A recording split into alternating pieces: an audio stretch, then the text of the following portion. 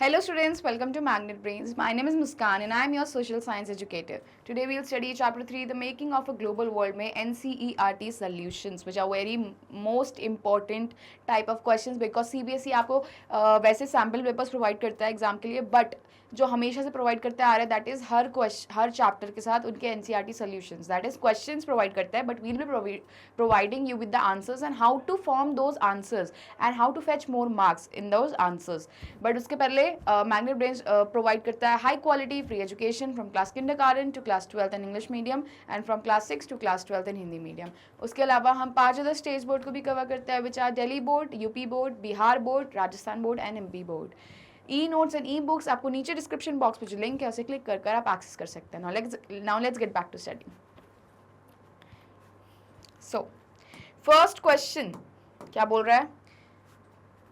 Right in brief है. आप ये क्वेश्चंस आपको मिल जाएंगे आपकी एनसीईआरटी बुक में अगर आप हिस्ट्री का चैप्टर 3 खोलेंगे एंड लास्ट पेज पे जाएंगे जहाँ पे चैप्टर एंड हुआ है, तो वहाँ पे राइट इन ब्रीफ करके लिखा आएगा कि ये क्वेश्चंस है, तो वही क्वेश्चंस को NCERT solutions we'll be explaining. हम लोग आपको एनसीईआरटी सॉल्यूशंस प्रोवाइड करेंगे उनके, ठीक है. वहाँ पे क्वेश्चंस ही क्वेश्चंस मेंशन्ड है, but we'll be providing you with the answers. अब क्वेश्चन पहला क्या बोल रहा है कि give 2 examples of different types of global exchanges which took place before the 17th century, choosing 1 example from Asia and 1 from America. क्या बोल रहा है कि 2 एग्जाम्पल्स देने हैं. कौन से कॉन्टिनेंट से? एशिया से एंड अमेरिका से. किसका? ग्लोबल एक्सचेंजेस का एग्जाम्पल देना है. This is the keyword, global exchanges का एग्जाम्पल देना है. कौन सी सेंचुरी में? 17th सेंचुरी पूछा है. तो मैंने अगेन ट्रिक बताई थी आपको, 17 जिस सेंचुरी का नाम लिया उसके आगे 2 0 लगा देना, उसके पहले वाला नंबर 16 उसके आगे 0 1 लगा देना. तो this is the period for 17th century. अब इससे कुछ समझ आ रहा होगा.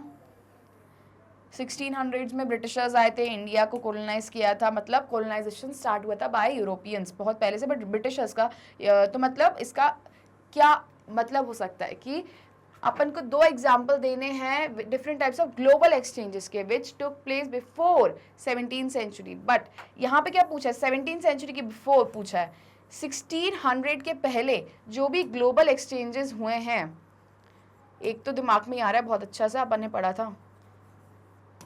Let's see in the answer कि कौन से एक्सचेंजेस की बात कर रही हूँ मैं.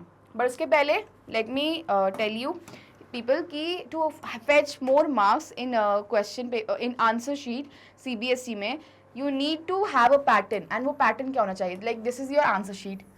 हॉरिजॉन्टल में होती है आपकी आंसर शीट. क्वेश्चन आपको क्वेश्चन पेपर में लिखा रहता है, आप मार्क्स कर सकते हैं क्वेश्चन नंबर 1 या फिर आंसर 1 ऐसे करके, जिस क्वेश्चन को भी आप आंसर कर रहे हैं, ठीक है. उसके बाद you must write introduction. Question का जो स्टार्टिंग फ्रेमवर्क है, ये तो शॉर्ट टाइप क्वेश्चन है, बट उसका introduction is like these are the okay. Question पूछा ग्लोबल एक्सचेंजेस, तो these are the 2 most important global changes that took place before 17th century, और एज फॉलोइंग लिख सकते हैं, ठीक है. एज फॉलोइंग, बट इंट्रोडक्शन लिखना इज अ मस्ट. फिर आती है आपकी बॉडी. बॉडी हमेशा पॉइंट्स में होनी चाहिए, कभी भी पैराग्राफ में नहीं होनी चाहिए, क्योंकि आप भी किसी आंसर शीट को देखेंगे यू विल बी अट्रैक्टेड मोर कि एक लंबा सा पैरा दिया है यार, बोर है, पढ़ना पड़ेगा, पूरा बोर हो जाएगा पर्सन, ठीक है. एंड अगर पॉइंट्स में कीवर्ड्स हाईलाइट करके किसी बच्चे ने लिखा है, अंडरलाइन किए हैं कीवर्ड्स पेंसिल से या फिर ब्लैक पेन से, तो that actually gives a better impression to us, right. तो पॉइंट्स में होना चाहिए. प्लस 5 मार्क का क्वेश्चन है, 3 मार्क का क्वेश्चन है, अगर कोई डायग्राम है जो मैंने बताया है then it should cover, you should cover that diagram, ठीक है, होना चाहिए डायग्राम. एंड उसके बाद conclusion is also a must.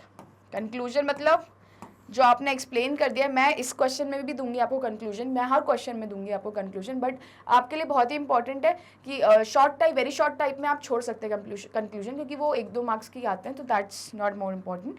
But conclusion her question में अगर दे सके, टाइम की कमी ना हो, तो देना is a must, because 0.5 marks भी मैटर करते हैं, okay. So introduction, body, again with a diagram and conclusion. This is the format, structure of your answer, जो मैं यहाँ पे भी फॉलो करूंगी एंड आपको भी एग्जामिनेशन हॉल में फॉलो करना है. Take a screenshot. ठीक है ना, देखते हैं। इंट्रोडक्शन दे दिया मैंने। Global exchanges link regions long before the 17th century, मतलब 1601 के पहले जो भी ग्लोबल एक्सचेंजेस हुए हैं उसका पूछा है। तो देखते हैं एशिया एंड अमेरिका में क्या एग्जांपल दिया है। द सिल्क रूट, मैंने इसका एग्जांपल सोचा था क्योंकि चैप्टर ओवरव्यू से लेकर फर्स्ट जो चैप्टर की वीडियो थी एक्सप्लेनेशन, मैंने आपको सिल्क रूट ही पढ़ाया था। Facilitated trade of silk, spices and ideas between China, India and Europe, ठीक है। अमेरिका का एग्जांपल देखते हैं। The exchange of crops like maize, potatoes and tomatoes between the Americas and Europe revolutionise diets and agriculture. इसका best example अपन ने assertion reason base में MCQ में भी देखेंगे या फिर देख चुके हैं अपन लोग, जहाँ पे मैंने बताया था कि पोटैटोज जो अमेरिका से इंट्रोड्यूस हुआ था कहाँ, यूरोप में, एंड यूरोप की population was so dependent on potatoes की life and death of poor people बन गया था पोटैटो, मतलब जिंदा रहने के लिए उन्हें पोटैटो खाना बहुत ही इंपॉर्टेंट लगता था, इतना कि एक टाइम पे जब स्टारवेशन आया कि वो इतना डिपेंडेंट हो गए पोटैटोज पे कि million thousands of people were killed, and that famine, starvation का real version is famine known as Irish famine, जहाँ पे poor people were so much dependent on potato cultivation that potato cultivate ना होने के कारण it led to an famine, Irish famine जिसको नाम दिया था, ठीक है।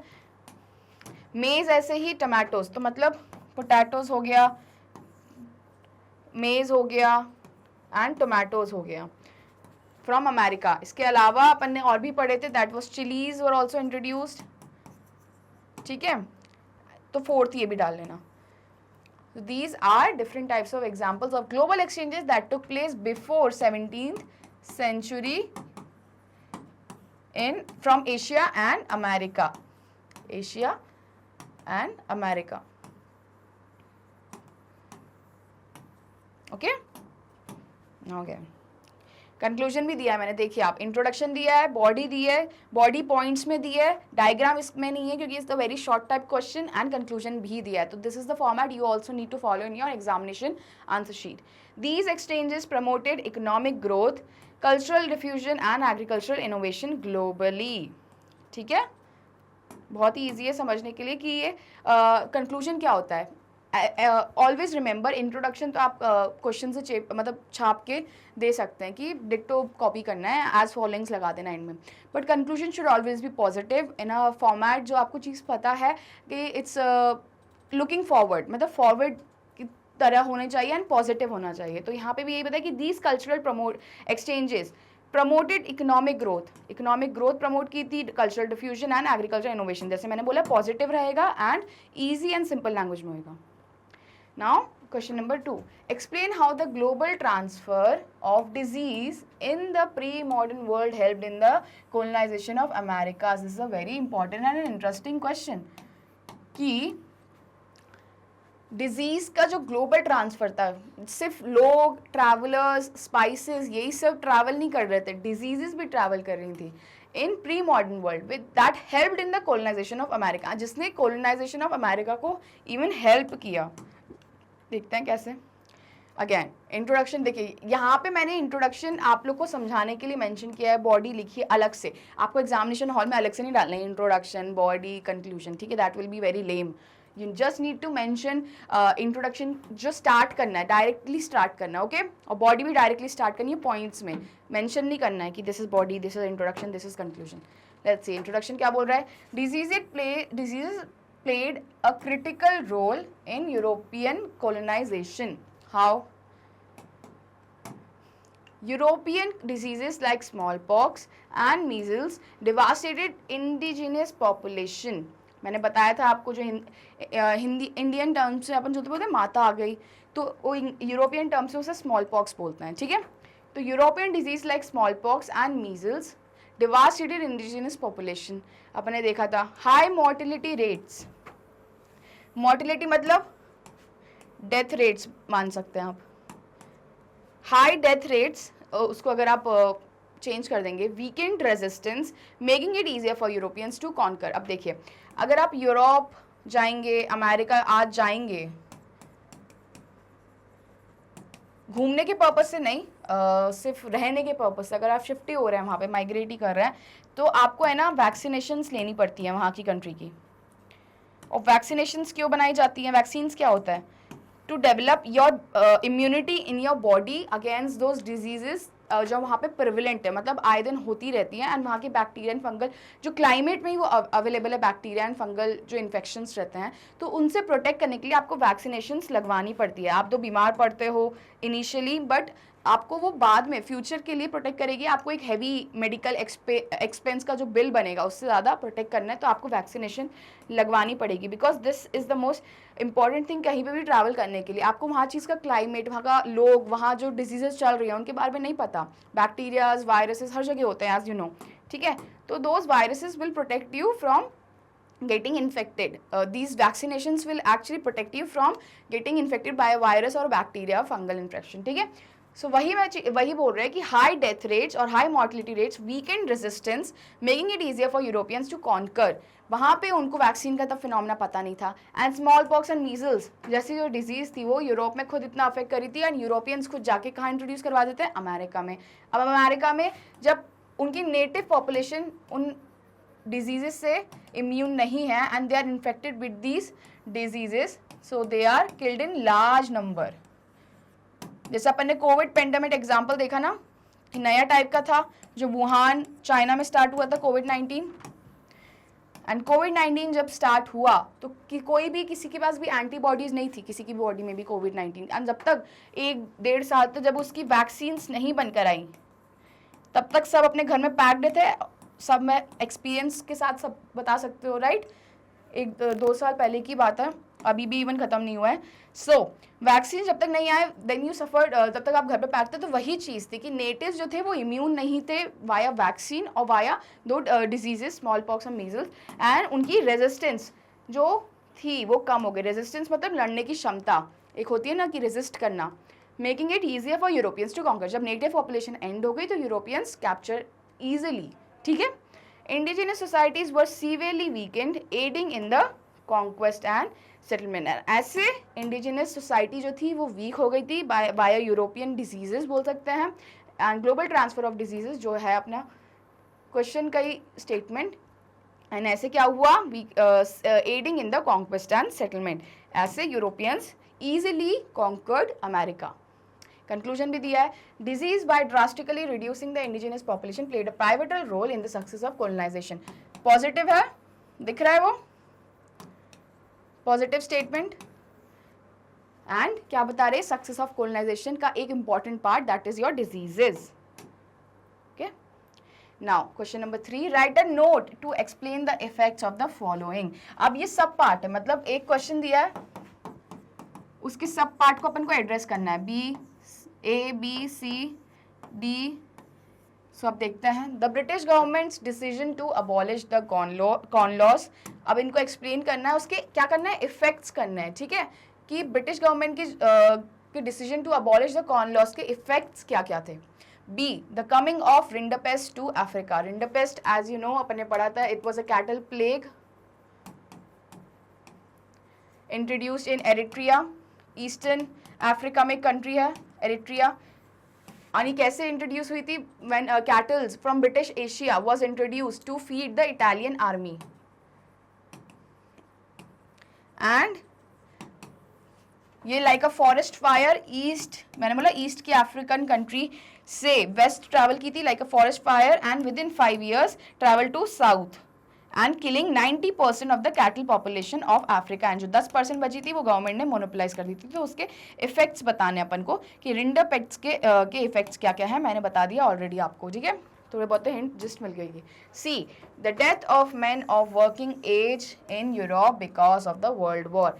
एज यू नो क्या इसके इफेक्ट्स बताने। अब क्या होएगा इससे, एज यू नो कि वर्ल्ड वॉर के बाद USA emerge as a global power, USA and Russia, ठीक है, क्योंकि यूरोप के पास क्या नहीं बचे थे, वर्किंग एज पॉपुलेशन नहीं बची थी। वर्किंग एज पॉपुलेशन कौन सी थी, मेन एंड वुमेन कंप्राइज करते थे, बट एज यू नो कि पेट्रियार्कल सोसाइटी स्टार्टिंग से रही है, तो मेन व majorly comprised working population, and war के लिए कौन किसके लिए ज़्यादा प्रेफर करेंगे, वुमेन या मेन? बिकॉज मेन का मस्कुलर मास जो है बायोलॉजिकली ज़्यादा होता है, उनकी मसल मास ज़्यादा होती है, that's why men are preferred over women for war like situations. तो जब मेन ही वर्ल्ड वॉर 2 में आज यू नो कि बहुत कैजुअलिटीज़ हुई थी, बहुत लोग मरे थे, तो जब उनकी पॉपुलेशन ही डिक्लाइन हो गई थी तो working age population also declined. Now effects किसके पूछे हैं? The great depression on the Indian economy. ये great depression as you know 1929 में मैंने डायग्राम ड्रॉ किया था, अगेन बताया था आपको कि रिसेशन स्टार्ट हुआ था, डिप्रेशन वाज दिस पीरियड। तो अपन को इसके ये डायग्राम ड्रॉ कर देना, दो पूछा नहीं है diagram, but it's will be very good to score अच्छे मार्क्स। एंड ग्रेट डिप्रेशन के इफेक्ट्स बताना और इंडियन इकोनॉमी पूछा है। And E has the effects पूछा किसके? The decision of MNCs to relocate production to Asian countries. बहुत ही ईजी क्वेश्चन है, मैंने बताया था आपको कि सिंस कॉस्ट ऑफ प्रोडक्शन जो है यूरोप में आज भी हायर है, तब की बात हो रही है बट आज भी यही सिचुएशन है, ठीक है, यूरोप में। एंड कौन डिसाइड करता है cost of production? Major component क्या है? लेबर, कि वहाँ पे एक तो स्किल्ड लेबर है एंड अनस्किल्ड लेबर जो है वो ज़्यादा डिमांड नहीं करती है सैलरी एंड ऑल, मतलब ऐसा है वहाँ पे लेबर जो है स्किल्ड है, लिटरेसी लेवल हाई है, तो labour will demand high salary. But Asia में as you know population is very large, in China मान लो, इंडिया मान लो, पाकिस्तान मान लो, बांग्लादेश मान लो, एंड पॉपुलेशन जब लार्ज होती है तो अपॉर्चुनिटीज़ कम हो जाती है ऑटोमेटिकली, तो लेबर अनस्किल्ड भी मिलेगी आपको एंड चीप लेबर भी मिलेगी, तो लेबर का जो कॉस्ट ऑफ प्रोडक्शन अक्यूमुलेट करेगा, ये कॉस्ट ऑफ प्रोडक्शन यहाँ पे लो हो जाएगा। तो therefore this was the main reason of decisions of MNCs to relocate production to Asian countries. Gist मैंने दे दिए सब क्वेश्चंस में, what we will be discussing now, let's start. Okay, answer first A डाला है, the British government's decision to abolish the corn laws. Introduction क्या बोल रहा है? The abolish of the corn laws in 1846 had far-reaching consequences। ठीक है, बता रहा है अब क्या far-reaching consequences। consequences मतलब effects, और क्या पूछा क्वेश्चन में? effects ही पूछा था। write a note to explain the effects of the following। तो consequences देखते हैं क्या है। led to lower food prices benefiting industrial workers। अब फूड प्राइसेस जो थे वो लोअर हो जाते हैं, तो ऑब्वियसली जब फूड प्राइसेस लो हो जाती है तो कौन खुश होता है? आम जनता। तो इंडस्ट्रियल वर्कर्स को एक फ़ायदा हो गया कि कॉर्न लॉज अबॉलिश करने के लिए the British government decision to abolish the corn laws led to lowering of the food prices. Second point, increased agricultural imports from other countries. Obviously जब corn as a major commodity जो है उस पर क्या कर रहा है decision? Abolish the corn laws, abolish कर रहा है the British government's decision to abolish the corn laws. क्या इम्पैक्ट करेगा? Increase agricultural imports from other countries, definitely. Now third point, reduce the influence of land owning aristocracy. As you know कि India में भी ज़मींदार करके आपने term सुना होगा कि ज़मींदार की होल्ड पकड़ बहुत ज़्यादा थी, तो वैसे ही यूरोप में मान सकते हो कि एक एरिस्टोक्रेटिक क्लास थी। एरिस्टोक्रेटिक मतलब रिच लोगों की क्लास, जो लैंड ओनिंग क्लास ज़मींदार जो इंडिया में थी ना, and they were rich, and इनका जो था इन्फ्लुएंस जो था दैट डिक्लाइंड। ओके, कंक्लूजन क्या बोल रहे थे? Decision helped fuel industrial growth and improved living condition for the working class. Obviously abolishment of corn laws इसीलिए किया गया था, वर्किंग क्लास ऑफ पॉपुलेशन जो वर्किंग पॉपुलेशन थी उनकी कंडीशन इम्प्रूव करने के लिए, वर्किंग एज पॉपुलेशन की कंडीशंस इंप्रूव करने के लिए एंड इंडस्ट्रियल ग्रोथ करने के लिए, and that actually helped in industrial growth and improve living condition of the working class. Now moving to next question, the coming of rinderpest to Africa. Gist मैंने दे दी थी स्टार्टिंग ऑफ द क्वेश्चन में ही। Introduction क्या है पहले अपन बताएंगे, rinderpest क्या है? अ कैटल डिजीज, एमसीक्यू क्वेश्चन भी है important, had devastating effects on Africa. It killed livestock critical to agriculture and transport. Livestock as you know कि कोई भी इकोनॉमी डोमेस्टिकेशन प्राइमरी एक्टिविटी से सेकेंडरी एक्टिविटी जाती है, फिर टर्शरी एक्टिविटी जाती है। प्राइमरी एक्टिविटी का मेजर कंपोनेंट क्या है? एग्रीकल्चर। एंड एग्रीकल्चर में आपको क्या लगता है? कैटल, आपने देखा होगा फार्मर्स को, इंडियन फार्मर्स भी जो ट्रैक्टर्स एंड ये सब यूज़ नहीं करते हैं, they use actually cattle to plough the land, okay, and उसको फर्टाइल बनाने के लिए, सीड्स ऐड करने के लिए. तो cattle is an important necessity of agriculture. तो अगर डायग्राम बनाना हो तो just draw this diagram of Africa कि एरिट्रिया में इंट्रोड्यूस हुआ था for like a forest fire, Atlantic coast तक गया था वेस्ट ऑफ अफ्रीका से. अफ्रीका मेंशन कर देना था, ठीक है. एंड साउथ में आफ्टर 5 years इंट्रोड्यूस हुआ था. आफ्टर 5 years साउथ में पहुंच गया था, किलिंग 90% ऑफ कैटल पॉपुलेशन. तो ये जस्ट दे दिया, डायग्राम से सब कुछ एक्सप्लेन कर दिया, ठीक है. बहुत इजी डायग्राम है, you can draw this diagram. अगर long answer type and short answer type में आता है ये question, to gain extra marks. ये अफ्रीकन कॉन्टिनेंट है, उसकी बाउंड्री डिफरेंट कलर से बना देती हूँ मैं.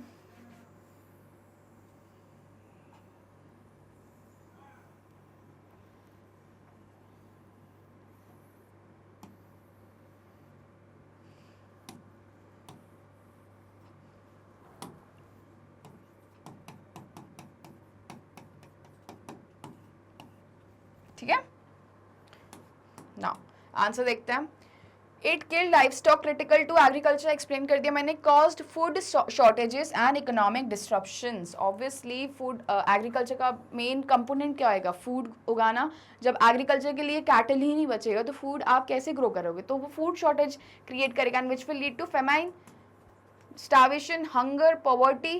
तो पॉपुलेशन अफेक्ट करेगी. Contributed to famine and social instability, जैसे मैंने बताया, ठीक है. नाउ रिंडरपेस्ट वीकेंड, कंक्लूजन में कैसे लिखेंगे, weakened African society and economy significantly. एक लाइन का conclusion, easy and simple. Now take a screenshot. Now moving on to next question.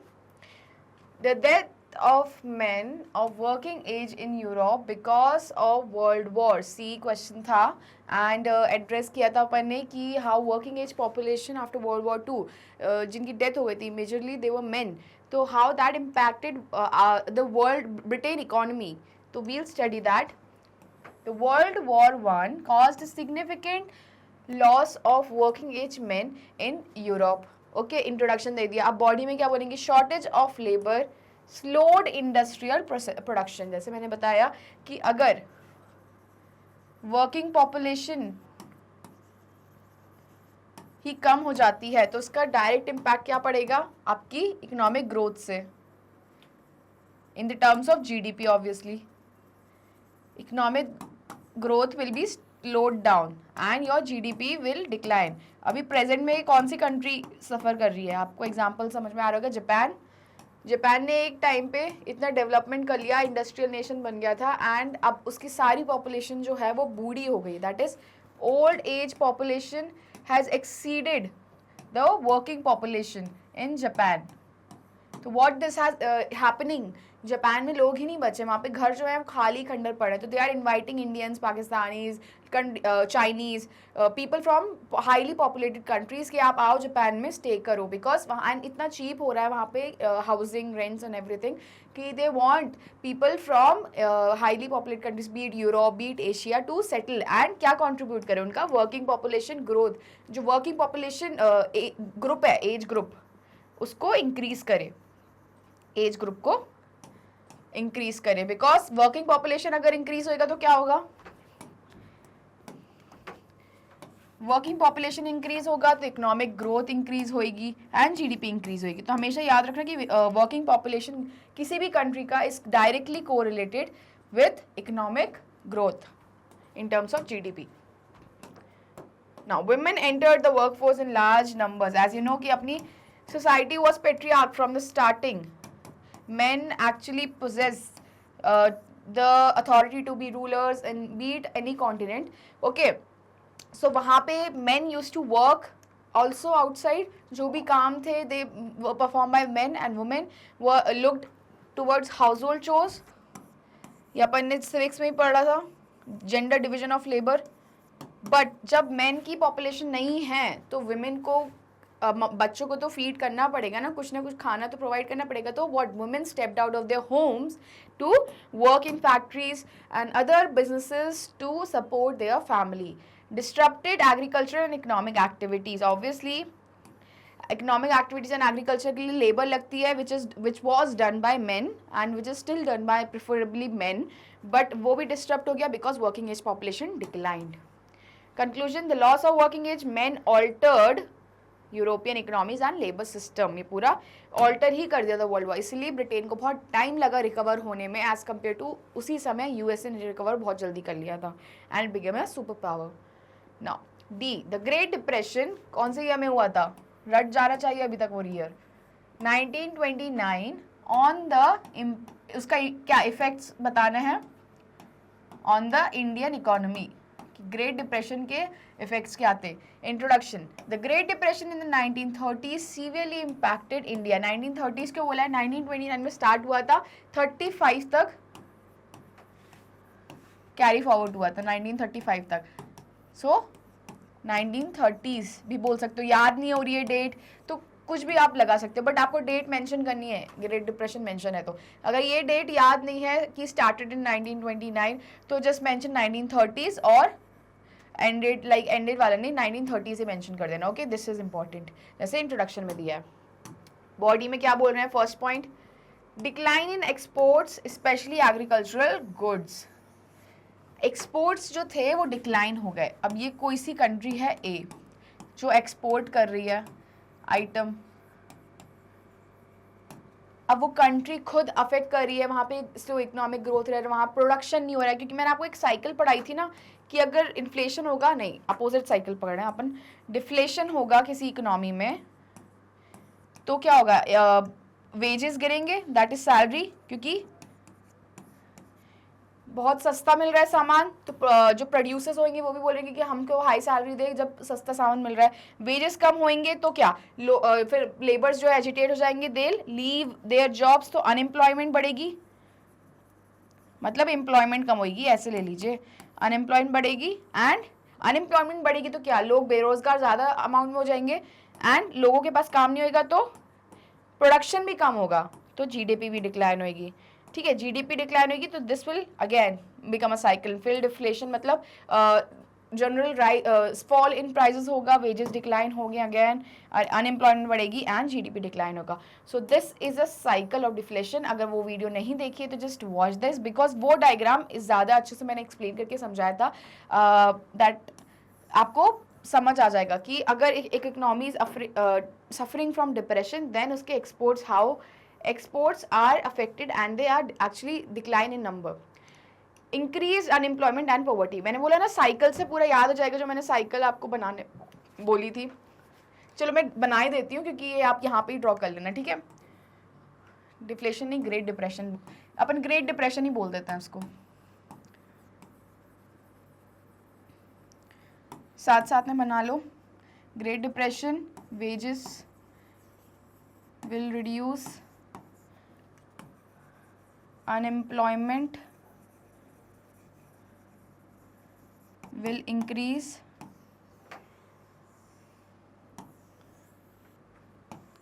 and GDP or the economic growth of economy will decline। and ये again Great Depression 1930s का। take a screenshot of this diagram। अब ये cycle क्या बता रही है? जैसे आप साइकिल अगर वो बना भी देंगे ना तो that will be enough, but अगर आपको नहीं समझ आ रही कि पॉइंटर्स क्या है ग्रेट डिप्रेशन के इम्पैक्ट ऑन इंडिया, तो ऐसे आप करेक्ट कर सकते हैं कि एक्सपोर्ट्स इसमें ऐड कर लेना कि एक्सपोर्ट्स भी डिक्लाइन हो गए थे, एक्सपोर्ट डिक्लाइन हो गए, अनएम्प्लॉयमेंट इंक्रीज हो गई, poverty and hunger, GDP growth rate तो फिर वही पॉवर्टी एंड हंगर तो हो ही जाता है जब जीडीपी डिक्लाइन कर रही है, ठीक है। Famine and economic stability worsen, famine भी आ जाती है। So these are what repercussions जो इंडिया ने सफर किया था due to global depression impacts. Okay, conclusion में क्या बोल रहा था? Depression intensified economic hardships in India contributing to nationalist movement. आपको याद होगा कि 1930s में एक मूवमेंट आया था जो आपकी बुक में मेंशन है, that is civil disobedience movement, जो किससे स्टार्ट हुआ था? सॉल्ट मार्च से, दांडी से निकले थे कौन? महात्मा गांधी जी, सॉरी साबरमती आश्रम से निकले थे दांडी कोस्ट तक, that is situated in Gujarat, Dandi coast, to make salt. ठीक है, तो सिविल डिसोबीडियंस मूवमेंट 1930s में स्टार्ट हुआ था because of the treacherous policies that the British government was imposing on the Indians. ई, the decision of MNCs to relocate production to Asian countries, effects बताने, again मैंने starting में just दे दी थी कि वाई रीलोकेशन हुआ था, कॉस्ट ऑफ प्रोडक्शन के कारण बताया था। अब अच्छे से सुनते हैं। इंट्रोडक्शन क्या बोल रहा है? MNCs relocated production to Asia for cost advantages, और कॉस्ट ऑफ प्रोडक्शन जो मैंने आपको बताया रिड्यूस करने के लिए they relocated. First point, lower labour cost boosted profits. हमेशा याद रखना कि बिजनेसेस का मेन इंपॉर्टेंट मकसद क्या है? प्रॉफिट कमाना। Okay, profit, to earn their profit is their main motive. So जहाँ पे कॉस्ट ऑफ प्रोडक्शन उनको कम दिखेगा, be it any place like raw material जहाँ चीपर मिल रहा है, बट मोस्ट इंपॉर्टेंटली कौन कंट्रीब्यूट करता है कॉस्ट ऑफ प्रोडक्शन को? Labour cost.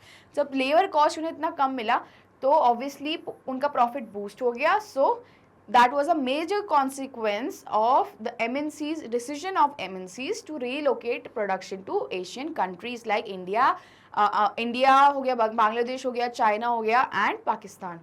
Created job opportunities in Asian countries. ठीक है, so decision of MNCs to relocate, effects क्या हुआ है उसके?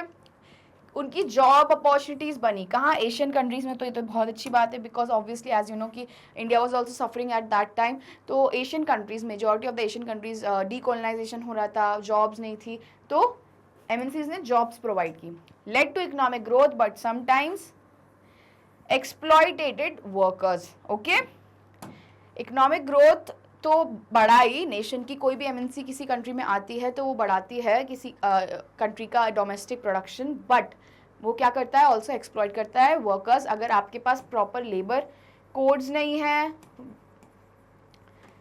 आपके पास उनकी यूनियन नहीं है, एंड उनको आप एक्सप्लॉयट करते जाते हो। और इनके लिए बहुत सारे सत्याग्रह जो लेटर गांधी जी करते हैं because they were exploited at the large amount. So this what impacted their mental health as well, but economic growth was also carrying on. Conclusion में क्या बोलेंगे? The relocation of production reshaped global manufacturing and boosted Asian economies. So positive conclusion हमेशा याद रखना। Now question number 4, give two, अब वो 5 question जो थे शॉर्ट फॉर्म में आंसर करने थे, now that has ended. Now we'll move on to question number 4 जो बोल रहा है give 2 examples from history to show the impact of technology on food availability. Let's see answer क्या है। Introduction. Technological advancements have shaped food production and availability. Now how? Body बोल रही है agricultural revolution, plows and irrigation increased crop yields. As you know कि पहले irrigation जो था, पहले क्या होता था यूज? मैंने आपको बताया था एग्रीकल्चर चैप्टर में। हो क्या होता है? फावड़ा। फावड़ा देखा है ना आपने? ऐसे उसे डिग करते हैं, यहाँ पे वो कलेक्ट होता है पूरा जो सैंड मटेरियल जो भी है। एंड प्लॉ क्या होता है?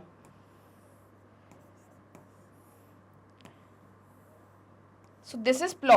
ओके, तो इससे ज्यादा आप डीपर डिग कर सकते हो, जिससे क्या होता है, एंड ये आपने देखा होगा कि जो गाय बैल होती हैं जो आप एग्रीकल्चर फील्ड्स में जो उन्हें चलाते हैं, तो आगे जो फार्मर्स हैं उनके अटैच कर देते हैं जिससे वो डिग करते जाए डीपर। ठीक है, सो व्हेन डिग करती है तो ज़्यादा स्पेस क्रिएट होती है, and this is how seeds ज़्यादा डीपर जाती हैं एंड सीड्स कैन ग्रो, ज़्यादा एफिशिएंसी बढ़ जाती है सीड्स की ग्रो होने के लिए। So agricultural revolution brought ploughs and irrigation. Irrigation as you know कि पहले कैनाल इरिगेशन इतना नहीं था, ऐसे ही लैंड फ्लड कर दिया जाता था, वाटर वेस्टेज भी होता था उसके कारण, एंड प्रॉपर इरिगेशन भी नहीं होता था। बट जो फूड टेक्नोलॉजीज डेवलप हुई later on like drip irrigation, canal, proper irrigation, तो दिस एक्चुअली रिड्यूस्ड वाटर जो अवेलेबल था, that actually reduced water wastage and helped in precision irrigation. Precision irrigation में भी बहुत मदद करवाया था ये. प्रिसीजन इरीगेशन मतलब ऑन द पॉइंट इरीगेशन करना, ठीक है, फालतू में वेस्ट नहीं करना एंड जहाँ रूट है वहीं पानी देना, ठीक है. और उसने क्या किया, क्रॉप यील्ड्स इंक्रीज की. रेफ्रिजरेशन, क्या ये रेफ्रिजरेशन? रेफ्रिजरेशन इज, आपने रेफ्रिजरेटर आपके घर में है सबके, दैट इज योर फ्रिज जो आप बोलते हो. Allowed the transportation of perishable goods globally. As you know कि पहले ये एग्जाम्पल मैं बना रही हूँ इस डायग्राम के लिए, तो ड्रॉ कर लेना. ये आपकी बुक में मेंशन था, मैंने जब ये चैप्टर पढ़ाया था तब भी मैंने समझाया था example with diagram. But again अगर आप डायग्राम बना के समझाएंगे तो ज़्यादा मार्क्स स्कोर कर पाएंगे.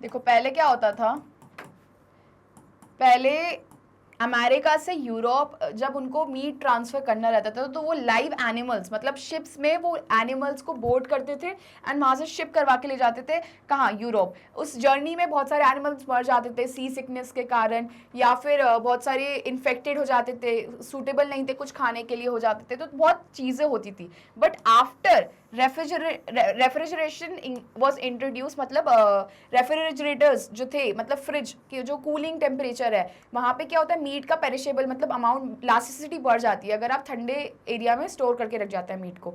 तो वो जब इंट्रोड्यूस हुआ, टेक्नोलॉजी के कारण इंट्रोड्यूस हुआ था. तो आफ्टर रेफ्रिजरेशन क्या हुआ, अमेरिका से जब भी कोई शिप ट्रैवल करी थी तो पहले लाइव एनिमल्स, मतलब पूरे बोर्ड किए जाते थे पहले, gods and all.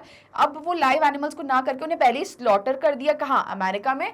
And slaughter करके उन्हें शिप में बोर्ड किया and then they were transported to Europe. ऐसे क्या, उनकी इलास्टिसिटी भी बढ़ गई, they were stored for longer periods, plus sea sickness के कारण एनिमल्स मरे भी नहीं. प्लस जो शिप्स में अगर आप लाइव एनिमल्स भरेंगे तो गंदगी भी होती है, एंड प्लस वो ज़्यादा स्पेस भी टेकअप करती है. ज़्यादा स्पेस मतलब शिप में और ज़्यादा सामान भरना पड़ेगा, लाइक कम सामान जा पाएगा. बट अगर उनके पीसेस, लाइक अगर आप स्लॉटर करके उन्हें स्टोर करेंगे फ्रिज में तो ज़्यादा कम स्पेस भी लगेगी एंड ज़्यादा अमाउंट ऑफ मटेरियल भी, पेट्रोल भी बचेगा ना आपका शिप को ट्रैवल करने के लिए, ठीक है. तो that was how refrigeration helped allow the transportation of perishable goods globally.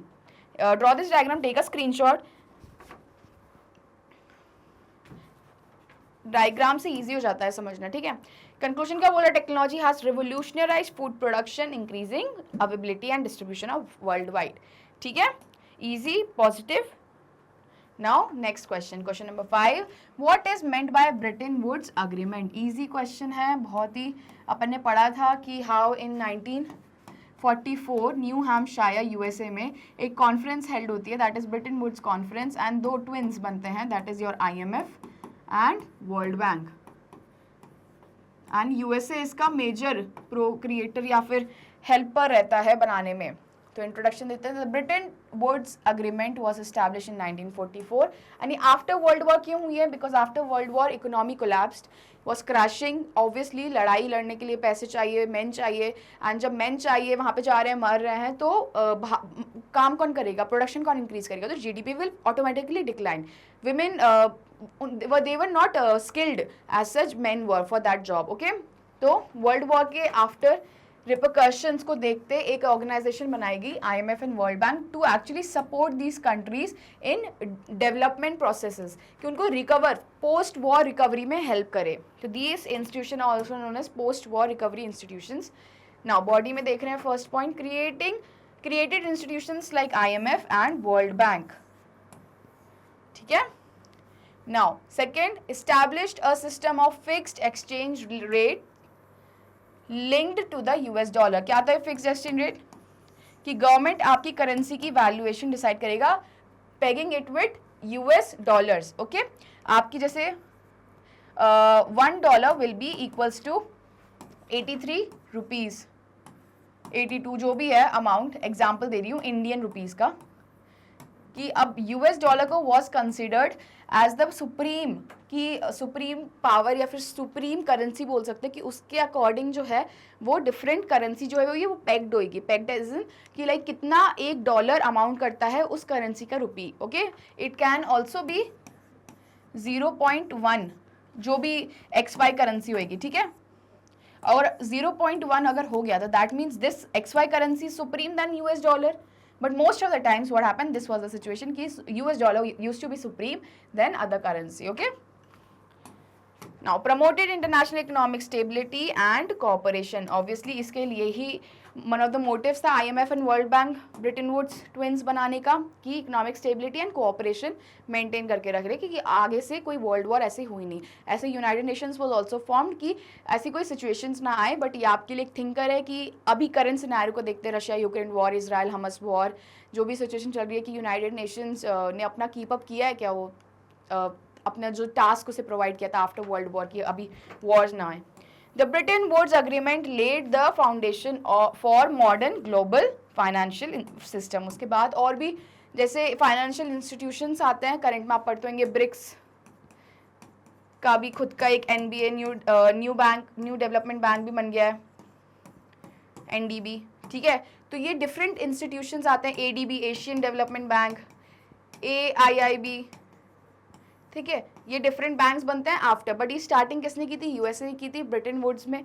और उन्होंने financial institution, global financial institution पहले ऐसे था नहीं, पहले कंट्रीज के बैंक्स होते थे, ठीक है। और स्टार्टिंग यूएसए ने की कि ग्लोबल के लिए, ग्लोबल टर्म्स में IMF एंड वर्ल्ड बैंक को बनाया जाए जो ग्लोबल नीड्स को देखे। Okay, now 6th question, imagine that you are an indentured Indian labor in the Caribbean.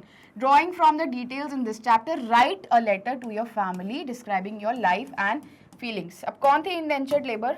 जब मैं पढ़ा रही थी, आई टोल्ड यू कि indentured labour were the people who were actually contract basis पे हायर किए जाते थे by Britishers, Europeans obviously, and they used to get migrated to plantation mines activities that were carried on in Africa, America, newly discovered America, even Australia जो newly discovered था। और ये कहाँ से थे, majorly African population and Indian population, Indian and Asian population से, ये जहाँ पे यूरोप की कॉलोनीज थी। तो यहाँ से डाइवर्ट करे जा रहे थे इंडेंचर्ड लेबर कॉन्ट्रैक्ट बेसिस पे। अभी यहाँ पे पर्टिकुलरली इंडेंचर्ड इंडियन लेबर पूछा है टू दीज प्लेसेस। सो यहाँ पे एक लेटर लिखना है अपनी दुख दर्द बताने के लिए, जो एक इंडेंचर्ड इंडियन लेबर बता रहा है जो कैरिबियन आइलैंड में पोस्टेड है। मैंने एग्जांपल भी दिया था VS नाइपोल का, अगर आपको याद आ रहा हो, कि he was a Nobel prize winner in literature and he was a grandson of a indentured Indian labour. VS Naipaul की लिटरेचर में उन्होंने बहुत सारे अवार्ड विनिंग प्राइजेस जीते हैं and he was also based in Caribbean island, उनके grandfather. Okay, example के लिए, बट ये डिफरेंट जोन है, ये डिफरेंट लेटर ही लिखना है। इट्स लाइक आपको drawing from the details in this chapter, write a letter to your family describing your life and feelings. Obviously feelings and life अच्छी तो होगी नहीं, but let's see. Dear family, life here in the Caribbean islands is hard, जैसे मैंने बताया अच्छी नहीं थी, ट्रॉमेटाइजिंग थी। We work long hours in the sugar plantations under strict supervision, मतलब conditions were very harsh, climate was harsh, plus European traders जो rulers थे they were actually very strict with their contract basis, कि इतना काम हमें इतना करके दीजिए, मैकेनिकल रोबोट्स बना दिया था। The conditions are tough and the food is basic. I miss India deeply. The warmth, the smells and the familiar faces. Though the pay is better, obviously इंसान पे के लिए बाहर गया था मजबूरी में ही कि प्रोवाइड कर पाए फैमिली को। Though the pay is better than back home, the exploitation here is unbearable. Still, I hold hope that one day I can return to India, your son. Okay, so this is a letter from an indentured Indian laborer जो लिखा है, जो Caribbean में posted है, जैसे मैंने बताया कि प्लांटेशन एक्टिविटीज़ के लिए कॉन्ट्रैक्ट बेसिस पे labours were hire, transported migrants and वहाँ पे सेटल करवाया था, and conditions were not very good, खाना भी बहुत बेसिक मिलता था, smell was also not nice, sanitation wise everything suffered, they suffered, but वही पे के लिए दे वेंट कि अच्छा पैसा मिले वहाँ पे, and which they actually got as compare to their home town, but yes conditions were not good. Question number 7. Explain the 3 types of movements or flows within international economic exchange. Find one example of each type of flow which involved India and Indians and write a short account of it. Now, देखते हैं. Introduction. International economic exchange involves 3 types of flows: goods, people and capital. ठीक है, body में आएगा goods. First, India exported spices and textiles, important goods, to Europe during 17th century. सबको पता है कि स्पाइसेस जब वास्को डी गामा ने डिस्कवर किया था उसके बाद से फिर वो ट्रांसपोर्ट होने लग गए थे, क्योंकि they were more interested in Indian textiles and spices. People, Indian indentured labourers were sent to work in the Caribbean and the Africa in the 19th century, as अभी अपने पिछले क्वेश्चन में ही पढ़ा था. Capital, British investments in Indian railways in the 19th century. जैसे मैंने बताया था कि ब्रिटिश की जो इंडस्ट्रियल रेवोल्यूशन हो रही थी ब्रिटेन में, they wanted raw material from India. तो ये सोर्स रीजन होता था उस रॉ मटेरियल का, उसको सोर्स रीजन तक, पोर्ट्स तक ले जाने के लिए ट्रांसपोर्ट चाहिए था. तो they developed railways. Obviously profit motive, कुछ अपने पर्सनल रीजंस की वजह से ही उन्होंने रेलवेज को डेवलप किया था. कुछ अच्छा रीज़न कि इंडिया को डेवलप करना, उनका ये मोटिव तो कभी नहीं था. ठीक है, हमेशा एक्सप्लॉइट करना ही था. एंड फिर वापस जब वो रॉ मटेरियल उन्हें ब्रिटेन भेज दिया, फिर वापस वहाँ से जब फिनिश प्रोडक्ट आता था तो उनका एक मेजर मार्केट था इंडियन मार्केट. तो इंडियन मार्केट से they used to transfer port से टू डिफरेंट मार्केट. जैसे चेन्नई, मद्रास एक मेजर मार्केट होता था उनका, यहाँ पे मद्रास ले लेते हैं मार्केट. तो वहाँ तक पहुँचाने के लिए भी उन्हें रेलवेज डेवलप करनी पड़ी. तो पर्सनल रीजन के हिसाब से भले ही उन्हें डेवलप किया, बट डेवलप किया अपन मान सकते हैं, थैंकफुल हो सकता है कि railways they develop for the personal motive, and therefore this was important that capital जो उन्हें इन्वेस्ट किया इंडिया में टू डेवलप, ब्रिटिश इन्वेस्टमेंट जो आई इंडियन रेलवेज को बनाने के लिए, दो पर्सनल मोटिव के लिए आई, बट आई. So this led to development and movement of goods and flows. This was facilitated. Draw this diagram and take a screenshot. Conclusion. These exchanges show India's deep involvement in global economic systems. Easy, positive conclusion. Now, question number 8. Explain the causes of Great Depression. Again, हमेशा जहाँ पे भी देखे हमेशा याद करना कौन सी year में हुआ था great depression. Introduction. The Great Depression 1929 was caused by several factors. क्या पूछा है? Causes पूछा है, क्वेश्चन में ही बोल दिया है. ठीक है, तो फैक्ट्स मत बताने लग जाना. Causes of Great Depression देखते हैं क्या है. Stock market crash. The Wall Street crash triggered the crisis. India में आपने NSE, BSE सुना है, Bombay stock exchange, national stock exchange, Dalal street, Harshad Mehta की अगर सीरीज देखी हो तो दलाल स्ट्रीट एक्सचेंज बॉम्बे में लोकेटेड है. ये कहाँ पे है? बॉम्बे में. ये क्या है? स्टॉक मार्केट है. ठीक है, stock market is a type of form of capital market जो है, वहाँ पे आप स्टॉक्स जो होते हैं एक्सचेंज करते हैं, बाय करते हैं, सेल करते हैं, एंड उसके थ्रू आप प्रॉफिट कमाते हैं. ठीक है, तो वैसे ही वहाँ पे एक वॉल स्ट्रीट एक्सचेंज करके वॉल स्ट्रीट है. जैसे दलाल स्ट्रीट मैंने बोला ना, तो न्यूयॉर्क में एक वॉल स्ट्रीट है जहाँ पे stock market, obviously stock market जैसे बाय एंड सेल वाला मैंने जो बताया, that takes place, and that was the major cause of economic depression कि स्टॉक मार्केट ही क्रैश हो गया था. ठीक है, this triggered the crisis. Now second, over production. Excessive production led to falling prices and economic instability. मैंने क्या बताया था? When supply increases and demand उतनी है नहीं, तो मतलब डिमांड के कंपैरिजन में सप्लाई इज वेरी हाई, तो प्राइसेस क्या होंगे, प्राइसेस विल डिक्लाइन। कुछ भी आपकी ऐसी जैसे मैंने एग्जांपल दिया था आपको रोल्स रॉयस का एंड वैगनार का या फिर कोई से भी कार ले लो जो जिसका मास प्रोडक्शन होता है, ठीक है। रोल्स रॉयस पहले कस्टमर से ऑर्डर लेता है, फिर उसको पर्सनली उनके उस हिसाब से डिज़ाइन करता है, ठीक है। तो रोल्स रॉयस की सप्लाई क्या है, वेरी लिमिटेड, तो बहुत ही कम है, तो देयरफॉर उसकी प्राइस क्या है, it's very high, very very crore में होती है रोल्स रॉयस की, ठीक है। वैगनार मास प्रोडक्शन होता है, एक ही बार में 15,000 कार्स बनती हैं, ठीक है। तो इसका मतलब क्या है कि सप्लाई बहुत ज़्यादा है उसकी एज कम्पेयर टू डिमांड, तो उसकी prices as compare to Rolls Royce कम होगी, ठीक है। सो रोल्स रॉयस की price will be high and WagonR की price will be low as compare to Rolls Royce because of this कि when this supply and demand concept. Now bank failures, loss of savings and businesses failures worsen the depression. Obviously सब loans लेके काम कर रहे थे, so what this happened, loss of savings and businesses failure worsened the depression. Now, decline in international trade, protectionist policies and tariffs reduced global trade. Obviously, protectionist policies nations were developing. Why?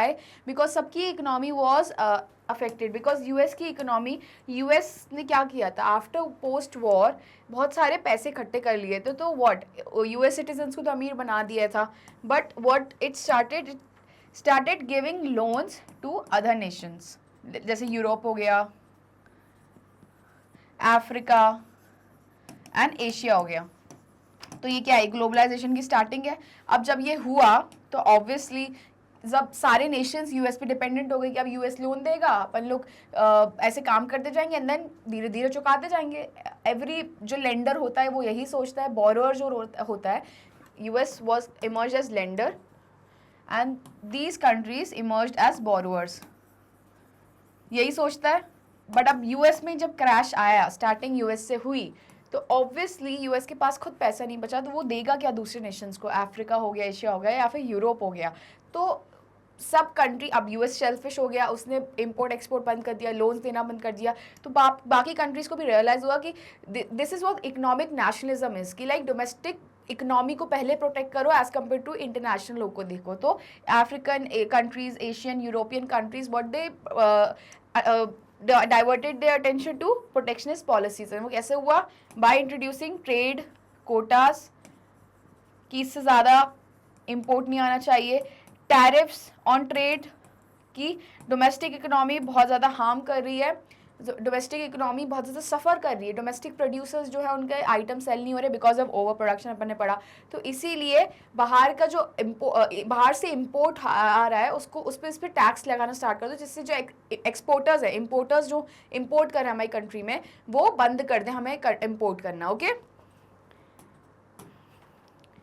Now conclusion, these combined factors led to the severe economic downturn known as the global depression happened in 1929. again date should be rati hui. Okay, next question, explain what is referred to as G77 countries. In what ways can G77 be seen as a reaction to the activities of the Bretton Woods twins? As you know कि developed economies जो था, जैसे US आ गया, Britain आ गया, Japan, they actually form their own alliance and वो ज़्यादा भाव नहीं दे रहे थे कौन सी, डेवलपिंग कंट्रीज़ को। तो डेवलपिंग कंट्रीज़ ने G77 या ग्रुप ऑफ 77 फोरम बनाया था। अब फोरम में क्या होता है, they actually help each other trade में, इम्पोर्ट एक्सपोर्ट में, लोन्स के वाया। तो डेवलपिंग कंट्रीज़ ने खुद में, इसमें एशिया की एंड अफ्रीका की बहुत सारी कंट्रीज़ थी, तो G77 और ग्रुप ऑफ 77 बनाया था। अब इसका देखते हैं कि इन how what ways G77 can be seen as the reaction to the activities of Bretton Woods twins. Introduction में G77 is a coalition, coalition मतलब एक पार्टी का भी कोएलिशन होता है ना, पॉलिटिक्स में भी सुना आएगा कि मतलब joint hands. Okay, joint hands, coalition का मतलब ये समझ लीजिए, of developing Nations formed in 1964। 1964 में फॉर्म हुई थी G77 का कोएलिशन। बॉडी में first point, the G77 advocates for economic interest of developing countries. Second, It opposes the dominant influence of IMF and World Bank, which many perceive as favoring wealthy nations. तो उसका main motive था कि जो dominant और the domination कौन दिखा रहा है, IMF and World bank influence, उसको सप्रेस करना. तो it opposes the dominant influence of the IMF and World bank, क्योंकि IMF एंड वर्ल्ड बैंक सिर्फ डेवलप्ड कंट्रीज को जो थी वो फेवर कर रही थी, एंड डेवलपिंग नेशंस जैसे इंडिया आ गई, अफ्रीकन कंट्रीज आ गई, उनको कोई सपोर्ट नहीं करने को रेडी था. उनके लिए G77 फॉर्म हुआ था, उन्होंने खुद नहीं फॉर्म किया था एक्चुअली. एंड ये ब्रिटेन वुड्स इंस्टीट्यूशंस को एक्चुअली अपोज करने के लिए, ठीक है. The group pushes for reforms in global economic policies to better benefit poorer countries. Main motive was poorer countries को support करना again. So poorer countries as in developing countries को economic policies support करना है, बताना कि क्या economic policies favourable है, एक कंट्री दूसरे से पॉलिसीज शेयर कर रही है, बातचीत कर रही है, तो obviously they share knowledge, ideas, experiences, तो that will be beneficial for other country as well. Okay. Now conclusion, the G77 is a response to the dominance of Bretton Woods system aiming to the balance economic power globally. So conclusion, positive and looking forward. So here we are to conclude our lecture. I hope मजे आई हो. NCERT solutions बहुत अच्छे वे में I explained body structure wise कि how you need to introduce your statement, then body plus diagram plus conclusion. You must follow this in your mock test, that is your pre-boards and weekly test maybe, and then ultimately boards पे निकल के आएगा ये. तो here we are to end our lecture. Magnet Brains provide करता है high quality free education from class kindergarten to class 12 in English medium and from class 6 to class 12 in Hindi medium. उसके अलावा हम 5 other state board को भी cover करते हैं, which are Delhi, Bihar, UP, MP and Rajasthan board. We also provide Vedic maths, crash course and spoken English के courses. This is our website and this is our app. Do like, share and subscribe our channel. These are the social media platforms जहाँ पे follow कर सकते हैं. E-notes and e-books आपको नीचे description box में जो link है उसे click करके आप access कर सकते हैं. Thank you for studying.